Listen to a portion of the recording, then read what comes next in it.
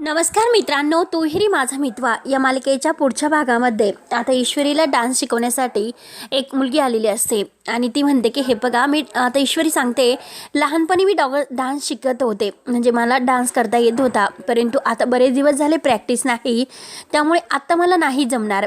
शिर्केसुद्धा तेथेच आहे.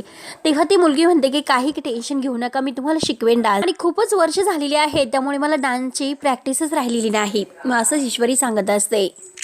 तेव्हा मात्र आता इकडे राकेश जेलमध्ये असतो आणि त्याला हवालदार येऊन सांगतो की आता सगळ्या जेलची चौकशी अगदी कसून तलाशी होत आहे सगळ्यांना, आता मी वॉर्निंग देऊन ठेवतो. तेव्हा राकेश ऐकून त्याला धक्का बसतो. तो म्हणतो की काय बोलतास.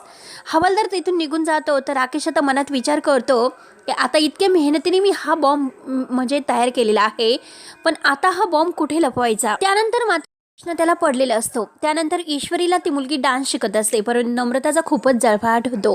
नम्रता आता लगेच ईश्वरीला म्हणत असते, मला माहिती आहे की ईश्वरी, तू हे सगळं मला मुद्दामून त्रास देण्यासाठी करत आहे आणि तुझ्या खालोखाल मी सुद्धा पॉइंट्स मिळवलेले आहेत, म्हणून तू विसरू नकोस. त्यामुळे ही कॉम्पिटिशन आहे, किती काही झालं तरी मी जिंकणार म्हणजे जिंकणारच. आता हे सर्व आकाशने ऐकलेलं असतं. आकाशला नम्रताचा फारच राग येतो आणि ईश्वरीला आता नम्रताचं हे वागणं बघून धक्का बसलेला असतो. तेव्हा मित्रांनो, आता पुढे नक्की काय होईल हे बघायला विसरू नका. तोपर्यंत धन्यवाद.